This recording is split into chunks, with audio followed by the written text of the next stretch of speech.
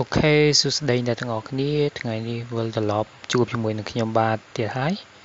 បាទថ្ងៃនេះខ្ញុំមានវីដេអូថ្មីមួយចង់បង្ហាញទៅដល់បងប្អូនទាំងអស់គ្នាអំពីការកំណត់ទំហំអក្សរនិងការដាក់នៅ background នៅក្នុងកម្មវិធី Telegram ហើយចំពោះបងប្អូនថ្មីដែលចូលមកកុំភ្លេចចុច Subscribe ម្នាក់មួយផងដើម្បីទទួលបានវីដេអូថ្មីបាទឥឡូវយើងចូលទៅក្នុងកម្មវិធី Telegram តែម្ដងបាទនៅពេលដែលបងប្អូន select នៅកម្មវិធី Telegram បងប្អូននឹងកលេចនៅខាងលើនេះគឺមានត្រី3អ្នកនរគ្នាចុចកន្លែងត្រី3ហ្នឹងចំពោះទូរស័ព្ទដៃ Vivo Apple ហើយនិង Samsung ប្រភេទ Android ចំពោះ iPhone គឺយើងមើលនៅផ្ទៃខាងក្រោមនឹងមានពាក្យថា setting បាទបន្ទាប់មកទៀតអ្នកទាំងអស់គ្នាចូលពាក្យថា setting ដែលមានរូបសញ្ញាដូចជាកងច័ន្ទហ្នឹង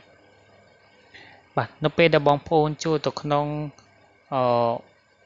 setting រួចរាល់ហើយអ្នកទាំងអស់គ្នាអូសមកផ្ទៃខាងក្រោមបន្តិចនឹងឃើញពាក្យថា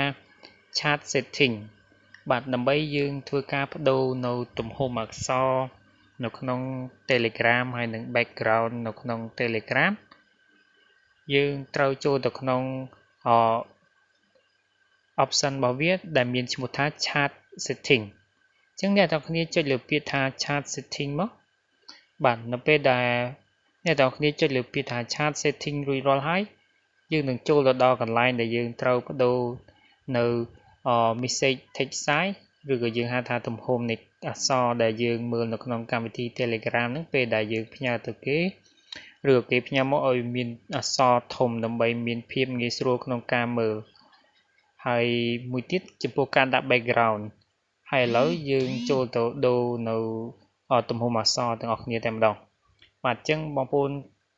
គ្រាន់តែយកដៃអូសកន្លែងបន្ទាត់ពណ៌ខៀវនឹងមកនេះគឺជាទំហំអក្សរមួយដែលយើងអាចកំណត់បានគឺទំហំ size របស់វាធំរហូតទៅដល់30ប៉ុន្តែដែលយើងដាក់ទំហំ30គឺវាមានទំហំធំពេកដែលយើងមើលទៅគឺវាមិនស័ក្តិសមមានន័យថាធំខ្លាំងពេកអញ្ចឹងអ្នកនរគ្នាអាចដាក់ទំហំណាមួយដែលអ្នកនរគ្នាពេញចិត្តដូចខ្ញុំដាក់យកទំហំត្រឹម18ឬក៏19 size នៅក្នុង font Telegram របស់ខ្ញុំហើយមួយទៀតអ្នកនរគ្នាកលេចមកក្រោមបន្តិចនឹងឃើញពាក្យថា change chart background មានន័យថាយើងបដូរ background ឧទាហរណ៍ background ខ្ញុំនៅពេលនេះគឺមានរូបស្នូតហើយមានទាំងរូបមួករូបស្បែកជើងអីចឹងហើយយើងអ្នកនរគ្នាចង់ដូរទៅ background ផ្សេងអ្នកគ្នាគ្រាន់តែ select លើពាក្យថា change chart background ហ្នឹងមកបាទនេះគឺជា background នៅក្នុងកម្មវិធី Telegram ដែលក៏កម្មវិធី Telegram ដែលគេ set វាដាក់ auto ឲ្យតែម្ដងយើងមិនបាច់ចាំធ្វើការរកbackground ពីណាផ្សេងទៀតទេអញ្ចឹងវាមានច្រើន background អញ្ចឹងអ្នកនរគ្នាអាចអូសទៅរកមើល background មួយណាដែលអ្នកនរគ្នាស្រឡាញ់នឹងចូលចិត្តមកបាទហើយអញ្ចឹងឧទាហរណ៍ថាខ្ញុំជ្រើសរើសយក background មួយគឺនៅរូប logo តំណាងនៃប្រទេសបារាំងគឺនៅទីក្រុងប៉ារីសនេះអញ្ចឹងខ្ញុំ select លើរូបនឹងមួយមកបាទគឺវាកំពុងតែដំណើរការដោយសារតែអ៊ីនធឺណិតនៅខាងខ្ញុំរៀង slow បន្តិចបាទហើយចំពោះបងប្អូនថ្មីកុំភ្លេចជួយចុច subscribe ម្នាក់មួយផងបាទនេះអូខេអញ្ចឹងនៅពេលដែលបងប្អូនដូរ background រួចរាល់ហើយអ្នកទាំងអស់គ្នាអាចជ្រើសរើសវាមានពាក្យខាងក្រោមគឺយើងដាក់ថា set background មានន័យថាបើសិនជាយើង select តែយើងអត់ set វាគឺ background យើងនៅដដែលគឺអត់មានបដូរទៅណាទៀតគឺពីដើមដំបូងដែលយើង download កម្មវិធី Telegram មកគឺ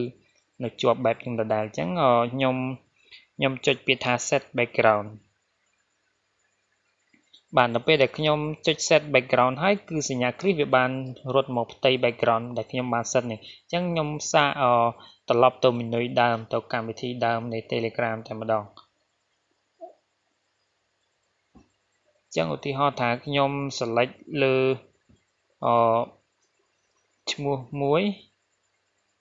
អូខេអញ្ចឹងខ្ញុំ select មួយបាទ នេះគឺជា background ដែលយើងមាននៅតម្រងបែបនេះគឺដែលខ្ញុំបាន set មក